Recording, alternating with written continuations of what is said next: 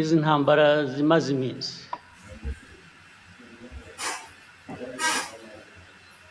icyambere kugira ngo rwose mbisubiremo mbivugira aha mwumva uzi ko wumva ko nshobora no kuba mbeshya ampakanye rwose ndishimana nagira tubivuze kenshi tubibwiye abantu benshi barabizi ntibabihakana ariko bakabivaho bakajya kubindi iyi ntambara yo muri Congo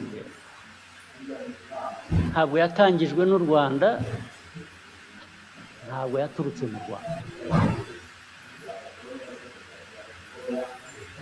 bose mu byandike mu bisuzume mu bikurikirane ababishidikanyaho murabikurikira intambara yaturutse ahandi ntabwo yaturutse ahandi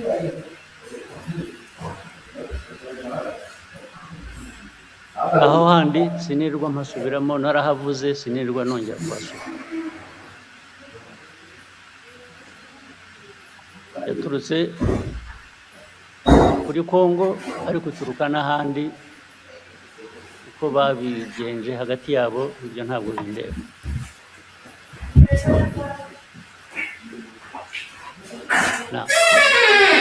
ko muri Congo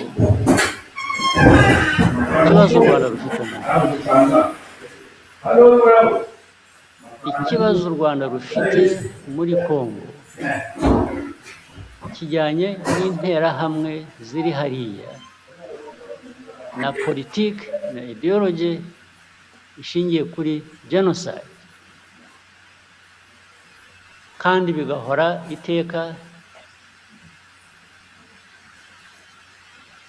batunga u Rwanda urutoki ngo turaje tubagenze nk'uko twabagenje ubushize murabuzi ko byabaye ubushize murakuzi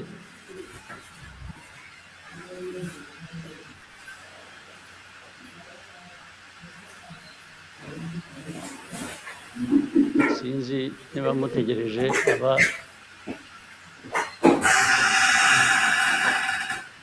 ubushize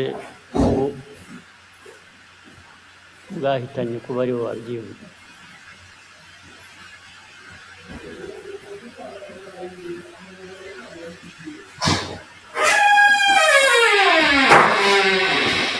ibyo rero nabyo bikongera ibyo navugaga bituruka hanze bikaba ko turi muri Congo gushaka amabuye y'agaciro ko aricyo gituma dufitanye ibibazo na Congo bikaba ko u Rwanda rwacu ari rutoya dushaka kujya muri Congo kugira ngo turwagure impamvu zikaba nyinshi bakahimba impamvu ariko bakanyura iruhande rw'ikibazo kimwe bazi nabo bagizemo uruhare kijyanye n'interahamwe ziri hariya muri Congo interahamwe zari zaratujwe interahamwe zahawe imbunda zisha ari abari basanzwe babizi abashya bagirwa ingabo za Congo cyangwa se ku rundi ruhande birakora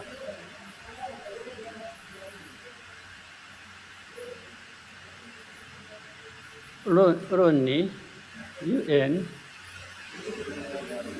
ijya gushyira ziriya ngabo za UN muri Congo MONUSCO bibwira ko bazishyiriye kugira ngo bigende kuki barinze gushyirayo ingabo za Loni muri Congo ariko kugeza n'ubu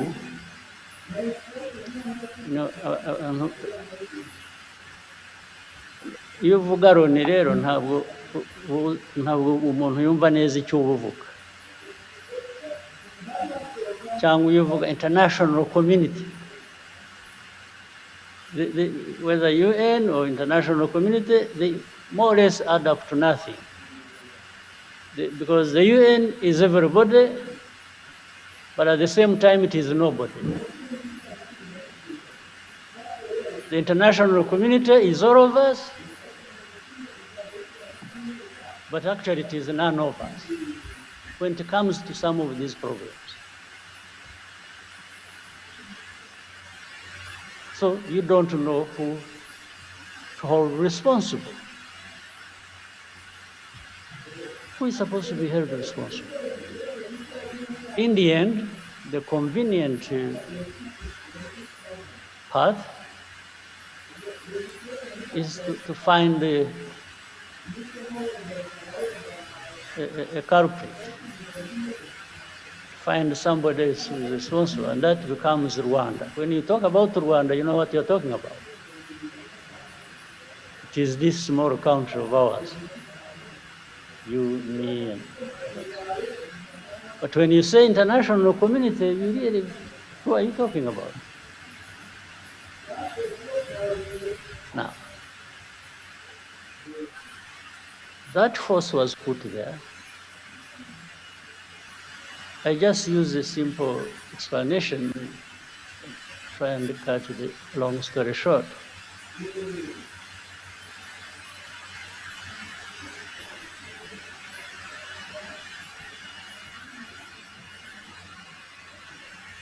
Many times, I meet ambassadors of countries credited here, either based here or based outside. Or I meet government ministers of different countries. And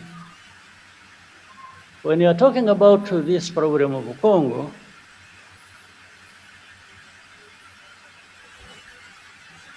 one of the many questions they ask is always, how many Interahamwe are there in Congo? How many FDLR? In other words, what they are trying to say is, you have turned it into such a big problem when actually they say some of them are old. They are 90 years old. Say, but if you are saying they are 90 years old, it means they are there.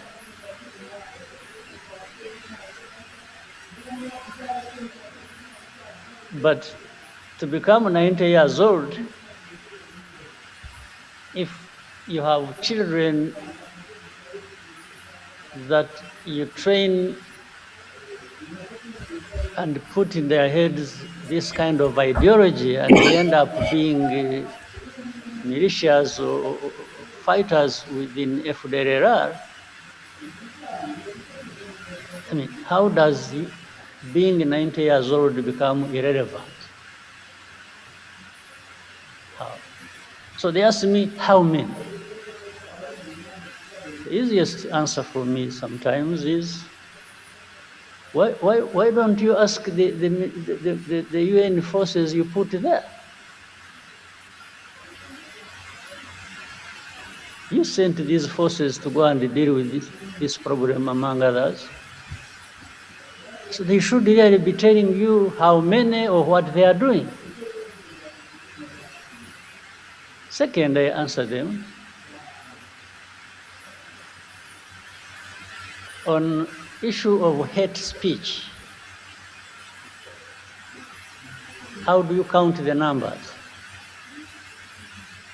If the president of the country, that is Congo, or his assistants or heads of different institutions publicly talk about genocide, talk about attacking Rwanda, talk about all kinds of things as relates to genocide ideology. How do you count that in numbers? If you tell me How many give such a speech? Well, I also tell you, even if you think there are few who give such a speech, there are millions who are listening. And among them, they are recruited into that, and they become part of the threat that Rwanda faces. Others come and say, yeah, but Rwanda, I think you are strong enough. I have not understood the meaning. I say, strong enough to do what? To sit back and be run over? I said, is that what you do in your own countries?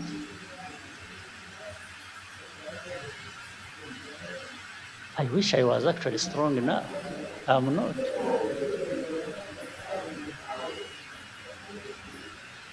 I wish I was strong at all. Then I would, take such threats as simple as something I can deal with as and when I need to do that. But I'm not, because I'm not in the end, because I even depend on you. One day you decide these people in international community, they have, I think they took things literally. They are helpful. I would say they are helpful. They have been supportive. But they even are supportive in creating problems for us. They are helpful in one sense of solving the problems, and helpful in another sense of creating problems for us. The amount of threats we come under on a daily basis. We will do this if we don't do this. We will do that if we don't do that. Sometimes you feel choked by this kind of. But instead of being choked by all of that, I will be choked by just being defiant and telling you to go to hell.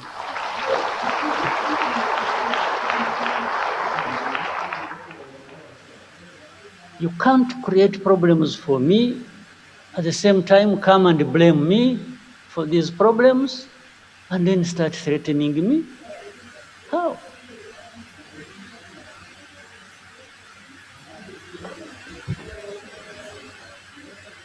How?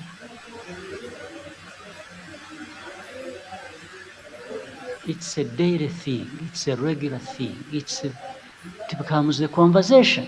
Instead of addressing the problem the way it should be, these Congolese are very lucky. This Tshisekedi man who stands there and abuses people and threatens and does that, and then in the end, this same international community comes to me and says, yeah, you see, you need to do this, I say, what? And I tell them, don't you realize that by doing that, you are actually emboldening this person not to find a solution to their problems, or whatever problems that are between us and them. You treat a country or a president or a government like a spoiled child. You look back and just, check. There is no blame that ever goes to the very people who created this problem and who continue in the same problem. But when it comes to Rwanda, it's our problems we are blamed for, and it's their problems we are blamed for. So we are blamed for two kinds of problems. Our own, we may have our own problems, but for sure we will own up and deal with that. But how do we deal with the blame for other people's problem? They should be owning up to and dealing with. How do we deal with that? Just by threats? You come threaten people, I will do this. Well, some of them did whatever they did. But I hesitate to tell them, I say, okay, you did that. So what did you get out of it? Whatever you did, what did you get out of it? The situation just go to us. And for me, from the beginning, it was obvious it was going to get worse because you are not addressing the root cause of the problem. Instead, you are just massaging the people who are actually behind these problems. So how does the world expect us to behave? Just listen to them and do whatever they ask us to do, even if it is leading to our own destruction?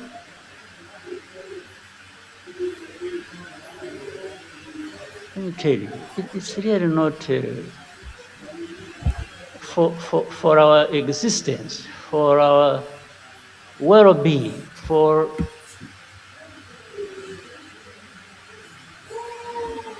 if somebody intends to create these problems for us, we don't expect us, we don't expect to be asked to ask for favors from the ones who are causing these problems to us. You're not going to ask for a favor. Well, maybe someday when there are people who are like we have been decades and hundreds of years ago, maybe those people, those who knows, we can always, through such manipulations and so on, have people emerge who think that is the way we should live. Maybe, I don't know, but in some of us, his lifetime, in our lifetime, some of us will